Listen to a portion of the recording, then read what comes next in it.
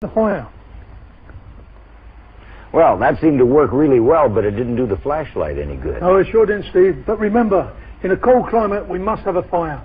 So if you've got no other means of lighting a fire, it's okay to sacrifice your flashlight. So remember, we must have fire. It's the difference between life and death in a cold situation. All right. Okay, we've covered protection. We've looked around our local area. We've gotten out of immediate danger. We've constructed a shelter, and we've got fire. And now we're ready for the next element in our plan.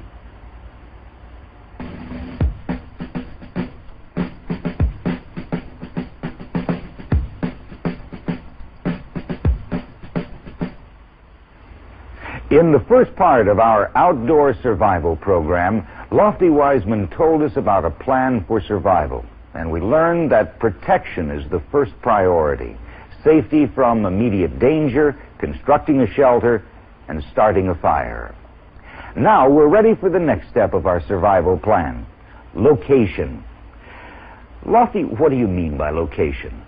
Okay, Steve, what we must do is put out ground air signals in the hope of being found. Now, regardless of what sort of journey we undergo, we always alert the authorities, be it the forest rangers or the coast guards, and we tell them where we're going, what time we're expected at the other end, so when we go missing, people are aware that we are maybe in danger and they know where to search for us. However, in a survival situation, it arises because of freak weather, instrument failure, and we find ourselves somewhere on the ground and we ain't got a clue where we are. So we must have the ability to draw attention to ourselves. Okay, draw attention to ourselves. What visual signals can we make? Okay, the best one is the fire triangle. If you look here, this is what it looks like. Once we've got protection, we now go on to location. This entails putting out ground-to-air panels so we can be found. Here we got the fire triangle. It's a tripod dug into the ground with a platform built on it. On the platform, we prepare our fire exactly as we did before. We feather our wood, but now we use pine resin, any inflammable material from the aircraft or the wreckage, like petrol, oil, lubricants, rubber tires, upholstery. So just one match will ignite it. We cover the whole thing in fir branches. Now this keeps it dry. It's off the ground, so no matter if it snows or floods, the fire is always dry. When we ignite this, we leave the green stuff on by day. This generates the smoke. Of a night, we take it off, and we just have a bright flame. We've got spare wood underneath, and so all we're waiting for now is the aircraft to come, and we ignite it. As you see, we've got 3 fires in a triangle. This is the international distress signal. All we've got to do now is cover this up and wait for aircraft. It seems to me there's a good chance that the aircraft will be long gone before you get your fires lit. Yeah, that's exactly right, Steve. However, the aircraft flies a particular pattern called a baseline search. What it does, it overlaps itself, covering the ground, flying up and down. So hopefully when the aircraft, passes you, you hear it's approaching, you light your fires, and it's probably missed them. However, eventually it will turn around, fly downwind again, and when it passes you this time, it should pick up your signals. So it's passed your signals, it's made a downward leg. On the way back, it sees your signals, starts circling the area, indicating that it's seen you. So by day, it will circle your position, waggle its wings, and by night, it will flash its lights. And this will indicate that you've been discovered. Are there any other signals we should be thinking about? Yes, we've got to put out our ground air signals. This way we can communicate with the aircraft. Now, using the aluminum foil from the survival pouch, we can make different figures which are internationally understood. Now this is nice and bright and it stands out well. Now we can improvise this if we've got nothing else by using clothing. Most anoraks and sleeping bags, they're brightly coloured, blues and oranges are great. We can also dig trenches down or turn stones over or even trample snow to make these figures which will stand out from the air. What figures do we have to know? Okay, it's real easy. If you remember this, F, I require food and water. Most important is 1 bar, I need immediate assistance. And an aircraft will take a lot of risk to come down and see what's wrong. Okay, 2 L's means all is well. So now we see Phil, it's real easy to remember. Now the aircraft will drop a message. Now initially the aircraft will be a fixed wing aircraft because it's got the range and duration. So it can't come down and land. So it will drop a message and it will say something like, do you need assistance? So you say yes, affirmative. It drop another message, do you know where you are? Negative. So if remember this, F-I-double-L, Y and N, affirmative, negative, That's all we need to know. Okay, that seems real simple. Now, are these panels going to attract an aircraft's attention, or is there a better way to do this? Most rescues have been affected by the use of a heliograph.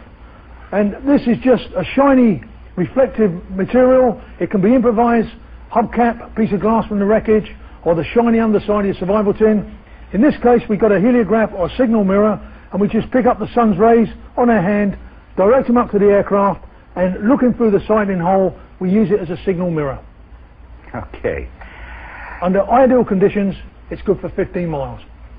I recall that we used a flare to start a fire, but their primary purpose is signaling. What kinds would you carry? Okay, we carry smoke, flares, and also para-illuminating flares.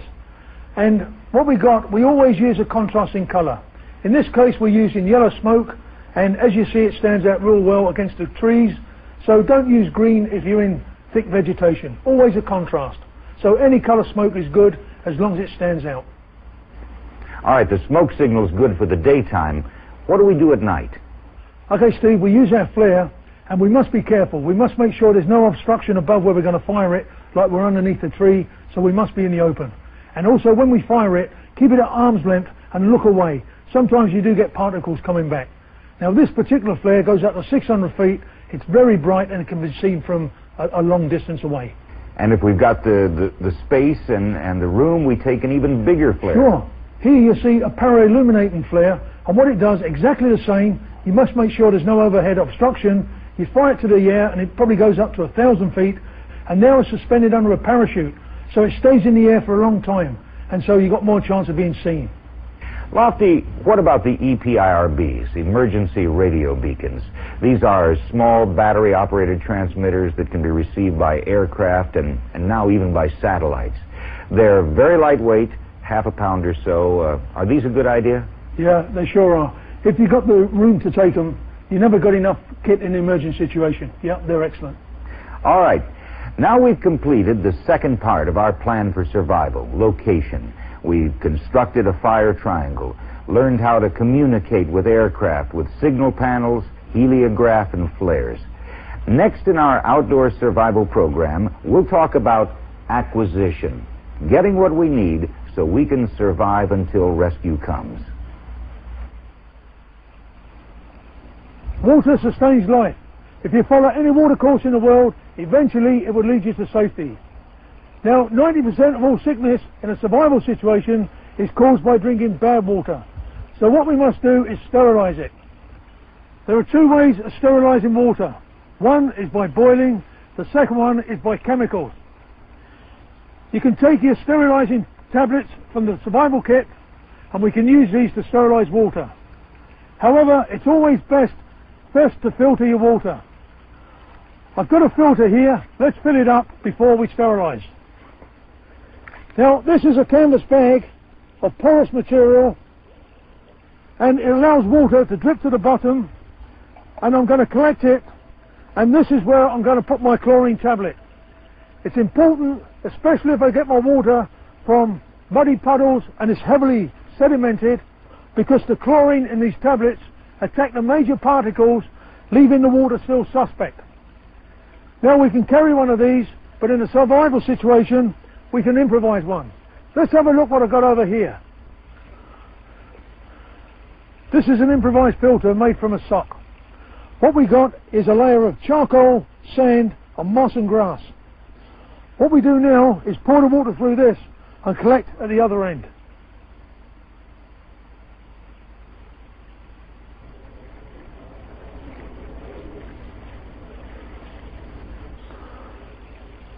As the water is filtering through, we collect it at the bottom.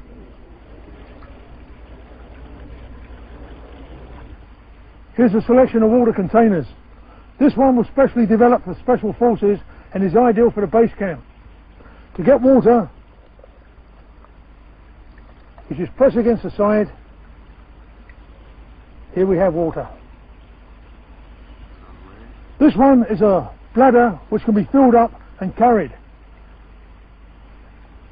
Using the condom from the survival tin, we can carefully put 2 pints of water into it. We must wrap this up in cloth and use this just as a membrane. The best way of sterilising water is by boiling.